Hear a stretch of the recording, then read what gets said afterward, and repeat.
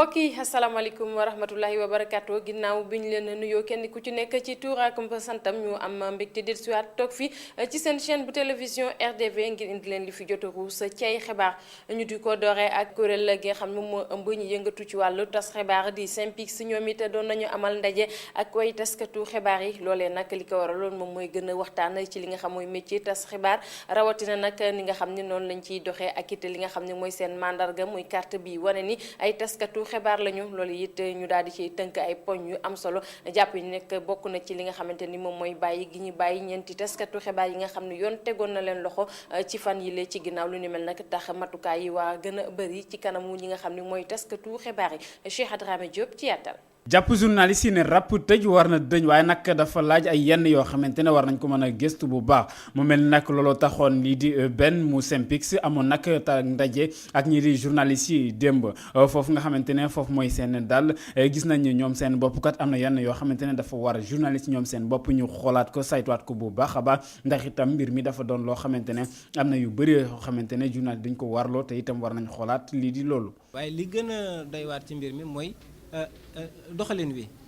du caagi noonu dañoo arrêté journaliste waaye doxalin bi ni ñu leen arrêté ak fi ñu jaaree ba dugal leen kaso te ba léegi kenn mënu la wax ndax kii lii mu def moo ko def wala defu ko mbir mi noonu mooy suñu problème. léegi nag il faut toujours dañu naan SYNPICS dégg nañ leen fii mais dëgërul wala dégguñu leen wala yooyu mbir mi dafa di liggéey boo xam ne liggéey bu yàgg la te bañ ko entamé du léegi. donc mbir mi dafa am ay article yoo xam ne moo nekk ci suñu loi yi yoo xam ne mooy permettre état bi mu mën a def loolu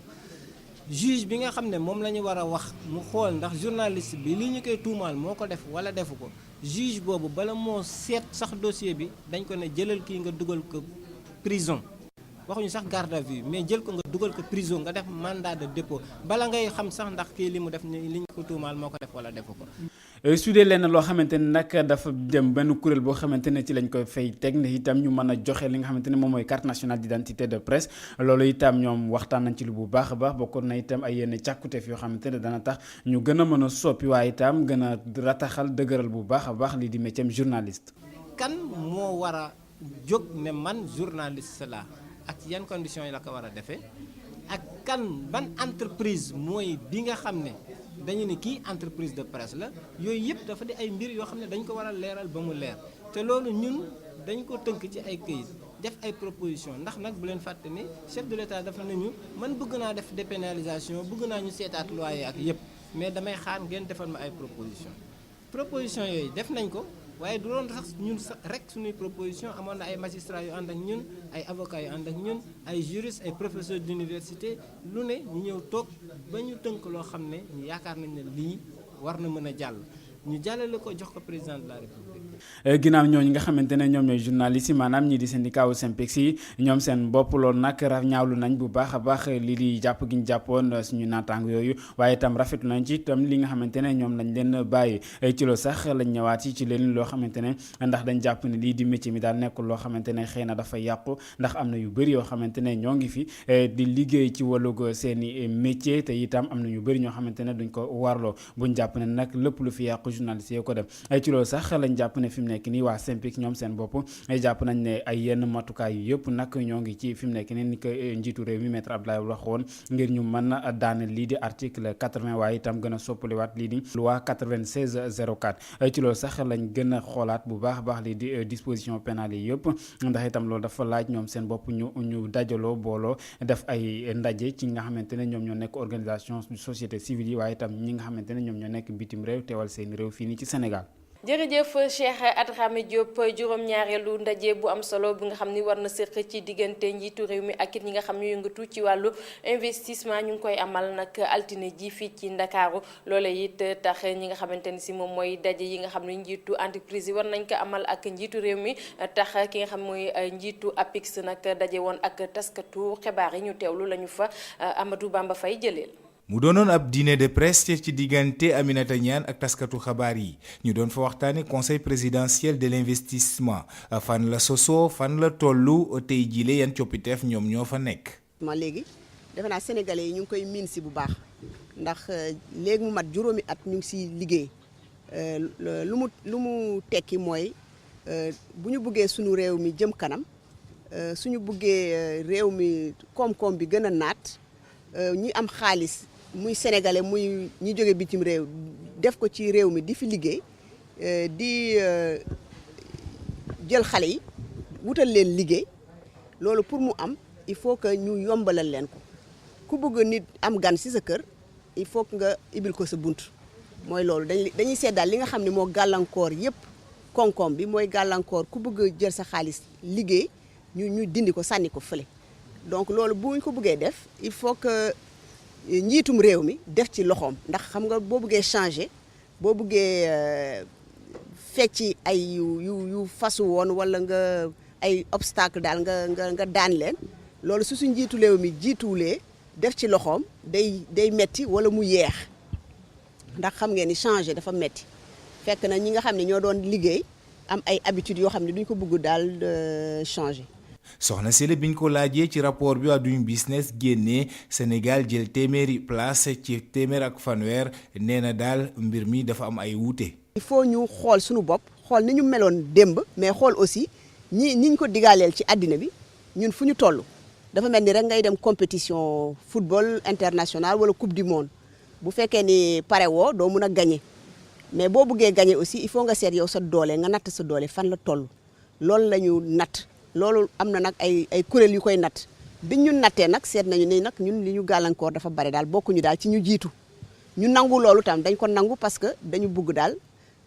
li ñuy def daal ñu def ko ci lu leer dañu bëgg aussi avancer ku bëgg avancer nag doo bañ ku la critiquer waaye tam ci critique boobu aussi seet nañu ni que effort yi ñu defoon yëpp ak changement yi ñu defoon yëpp daaw jéeg ak daaw ñooñu nattuñu ko ñun tam ñu wax leen ko aussi ne leen nag war ngeen corriger li ngeen defoon ndaxte bu ngeen fekkee nit kuy jéem a góorgóorlu pour jëm kanam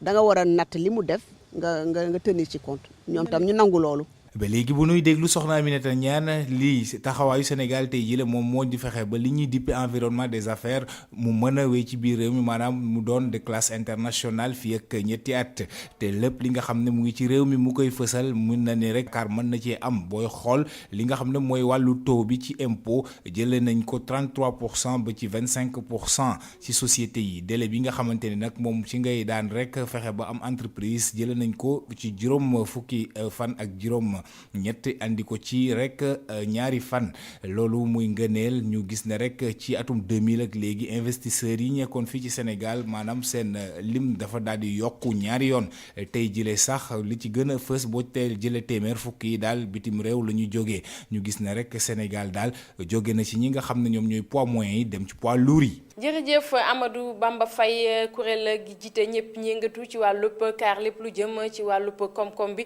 ak it ñiy gëstu lépp lu jëm ci wàllu politique ak soqali askan ñoom nag daje nañu di amal lël bu yaatu loole nag li ko waral moom mooy jàngat li nga xamante ni moom moo soxal yokk gi ñu yokk njëgal pétrole bi ak it yeneen xeetu waxtaan yu am solo yoo xam ni soxal na askan wi naka la ñuy def ba génne askan wi ci jafe-jafe yu am solo yi nga xam ne ñu ngi koy dund Mariam Cissé moo ñu fa teewaloon. ndaje bi ci impact hausse njëgu pétrole yi ci stabilité macroéconomique ñëw na ci waxtoom ndax fii ñu toll nii crise pétrolière dafa ñëw jéggi dayo bu nga xamante ne ni amul fenn ci kaw loolu bu ñu seetantalee fànn yu bari ñu nemmeeku ne jot na ñu jël ci ab waxtaan ci kaw loolu yenn laaj yu bari day ñëw ci xel yi yu mel ne que impact wam ci mbiru dëkk ay études yu bëri nag réalisé nañu leen ñu jëm ci fànn boobu. li étude bi wone mooy loolu effectivement am na ci bu ñu xoolee surtout lu jëm ci mbiru énergie maanaam courant bi ak yeneen li nga xam ne mooy jëm ci affaire transport maanaam li yóbbu nit ñi te mu jëm ci affaire essence. waaye étude bi dafa wone ne solo boobu peut-être dayul trop comme niñ ko doon yaakaaree ndax yàlla dimbali nañu ba ñu am chance ne xaalis bi ñuy utiliser pour jënd pétrole. dollar la te dollar dafa nasax ci jamono yi ñu toll nasaxaayu dollar boobu nag avantage du Sénégal la ci pétrole bi li muy jar waaye ça ne veut pas dire que ne Sénégal position am baax na jekk na ci mbiru économie mondiale bi parce que loolu dafa wone aussi ne dañuy dépendre trop pour le moment ci ay importation donc il faut que ñu xool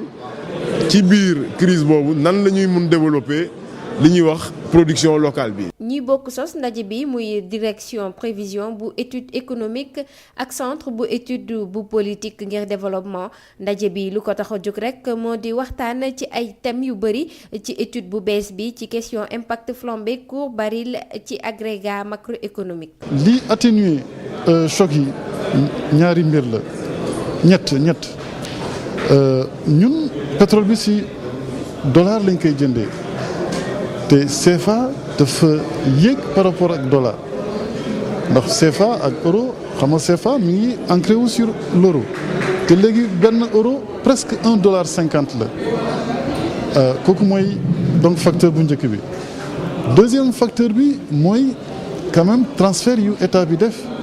ci secteur de l'énergie ndax 2006 rek état transfert na plus de 100 milliards au secteur de l'énergie. troisième facteur bi mooy que secteurs yi yuy utiliser produits pétroliers yi presque secteurs yëpp a koy utiliser waaye paaru produits pétroliers yi ci seen consommation yi lu dul énergie transport pêche ak industrie extractive bariwul trop donc loolu moo tax dans l'ensemble choc bi metti na waaye ñu ngi koy absorber sans drame. ay sujet yu bëri nekkoon na ci xoolu waxtaan ba muy centré wu rek ci ñeenti session te ñu étudier ko muy yokkute njëgu pétrole ci stabilité macroéconomique impact yu infrastructure publique ci productivité entreprise yi bu risque crédit ak financement économique bu UEMOA émergence économique yu nation définition ak mesure am ñuy rafetlu rek ne études yi bu ñu ko paree dinañ ko jox lii di gouvernement bi ñu mañ ko saytuwaat bu baax. jërëjëf Marème Cissé cant ak ngërëm ñel na la ba tey ñuy wéy doomu réewu Sénégal bile di Zita Rosalie Goudiaby moom di doomu réewu Casamance nekkit ku ñu ràññee ci wàllu jàng mu xarale ci lool nekkoon ca France dellu si fii ci suñu réewu Sénégal moom nag Zita Rosalie Goudiaby moomu leen nag nekk ku taxaw ngir rek xeex lépp lu jëm ci wàllu immigration clandestine ñëwit ngir jàppale njiitu réew mi Maître Abdoulaye Wade ci liggéey bu am solo bi mun a maamal ci wàllu immigration ñu teewlu nataalam ak Fatou Kiné Dem. fépp ci Afrique ñi ngi xeexal lii di immigration clandestine ñu gën koo xam ci tukki bu jaarul yoon mu mel ni ndaw ñi nga xamante ne rek dañuy jaar ci géej gi di dem réewum Europe tey lor seen bopp nag ñu ci bari di faatu ci géej gi gouvernement bu Sénégal it moom it bokk na ci réew yi nga xamante ne rek dañuy xeexal lii di immigration clandestine jamono yi ñu weesu am na ab kuréel gu boole woon ay jigéen ñuy xeexal lii di immigration clandestine tey jii nag am na ku leen gën a féete ndaw koo xamante ne rek doomi Sénégal la te nekkoon ca France di jàng moom nag tey jii delsi na ci biir réewam nee na ngir nag ñaax askan wi rawatina ak ndaw ñi ñu bàyyi tukki gi nga xamante ne rek ñu ngi koy tukki di jaar ci géej gi lokk seen bopp moom nag ca France sax am na ab raw gàddu gëm fa jëloon maanaam joxoon nañ ko fa ab lijaasa boo xamante ne rek mi ngi jëm ci wàllu ko sos ay entreprise. maa ngi di ñaan yenn jeunesse bi ñi nga xam ne seen xel dafa nekk ci tukki jël gaal dem dama leen di ñaan rek man yaay la am naa doom xam naa ni ñàkk doom ni mu métier moo tax ma ñëw ba Sénégal fas yéene leen saraxu xam naa ni dana métti ci yéen pour ngeen comprendre ma ndax di ngeen ne ni am nga li nga am ba pare nga tere ñu am waaye xam naa ni ma tere la ko moo gën ma bàyyi la nga dem dee comme ça parce que da nga bëgg am bëgg mu jaral la sa bakkan comprendre nañu lan moo tax ngeen bëgg a tukki xam nañ ko. gannaaw bi it moom mi ngi xamle rek ne ñi nga xamante ne dañoo jàpp ni Europe moom réew mu bari xaalis la réew mu bari or ak jamaa la nax nañu seen bopp ndax ña fa nekk am na ay jafe-jafe yu metti yu tar yu ñuy jànkonteel. dañuy wone réalité bi ma yóbbu ay 5 artistes wala 4 artistes seulement en Europe ñu filmer li fa nekk ak ñi nekk Europe ni ñuy dëkkee ci ay grenier ci kaw la ñuy dëkk ñoom 5 pour grenier ci kaw lay nekk wala ci ay kii yoo xam ne yu insalubre yoo xam ne yu salté xam naa digg na gëm mais France am na fa ay kafaar ay mbóot la ngeen di fay bàyyi der bu ñuul bi léegi peut-être boo nekkee ni ko mag ñu respecté la mais boo amul dara comme ça dañ lay teg mel ni doo dara loolu moo fa nekk tey ñooñu laay indi pour ñu won leen li fa nekk ñu ñëw fii ñu koy dawal ci télévision bi chaque soir pour nit ñi xam li fa nekk ñu xam réalité bi nekk France. waa ji ngeen di gis nag moom it nekkoon na koo xamante ne rek da doon tukki waaye gannaaw bi it la jàpp ni moom dara mënula tax muy jaarati ci géej gi naan ma ngay tukki di wutali bitim réew gannaaw nag ba nga xamante ne am na ay jafe-jafe yu metti moom it yu mu jànkonteel fa ñu ko wàññee. balaa ngay jël gaal nga fexe lijjante kayit yu wër pour mu jël bitim réew parce que dafa métti yoon bi dafa métti man tey bu ñu ma fayoon ñaata milliards sax du ma jëlaat gaal pour dem bitim réew du ma ko def parce que man gis na xam naa lu ma fa daj waaw kon tey man su ma amee ku mel ni kii Bijou Goudiaby ñëw pour jàppale gars yi immigré ne leen pour bañ a dellu mu damay topp si ginnaawam nag ànd ak moom di ko jàppale si loolu parce que tey am na ñoo xam ne ñu bëri ñu ngi bitim réew am nañu moyen comme moom ni mu ko amee war nañu mën a jàppale même dafa jógee ba fële ne uniquement damay ñëw pour jàppale jeunesse si Ziguinchor jeunesse si Sénégal plus particulièrement ànd seeg paa bi dem ci seeg paa yi ma ne ko maa ngi sa ginnaaw. kii di Zita Rosalie Goudiaby ñu gën koo xam ci Bijou moom nag nee na dina dugal loxoom ci fànn yu bari ngir rek li muy xeex mu mën cee am ndam rawatina ak ci wàllu tàggat yaram di amal bëre waaye di dajale ay artistes bu ci jógee nag dana seq waxtaan ak njiitu réew mi maître Abdoulaye Wade ñu seet rek projet yi nga xamante ne nii gouvernement bi tëral ne ko moom nu mu cay dugalee loxoom ngir nag fexe ba Sénégal jëm kanam jamono yi nag liy mbëbëtam rek moom mooy dem ba Casamance fi nga xamante ne fa la cosaanoo ngir waxtaan ak ndaw ña fa nekk. ñu ngi lay jaajëfal bu baax a Fatou Kiné Deme ba tey nag ñuy wéy daal di dugg ci xibaaru bitim réew yi mu di ñu yóbbu nag ca États-Unis ki nga xam ne mooy njiitu réew États-Unis di George Bush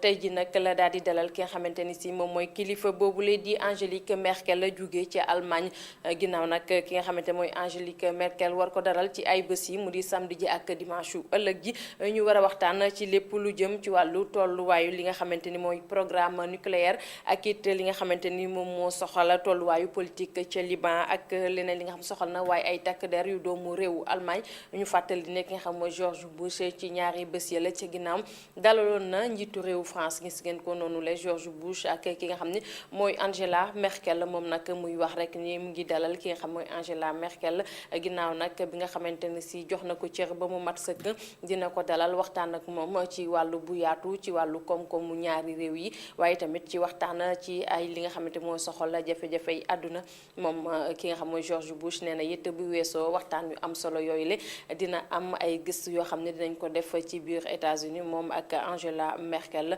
fas yéene nag boole li nga xamante ni mooy seen kàttan ñu fàttali ne kii di George Bush mi ngi noonu le di dalal Angela Merkel ci dalub bi nga xamante ni moom mooy kër bi nga xam ni moom la ñu gën a ràññee mu fay dalal ay am di jàmmam ak it ñi nga xam ne ñoom la si xel wàllu àdduna ci fan yële nag dalaloon na ki nga xam mooy njiitu réewu France di Nicolas Sarkozy ñu jàpp ne foofee nag ca Maison Blanche la ko dalaloon.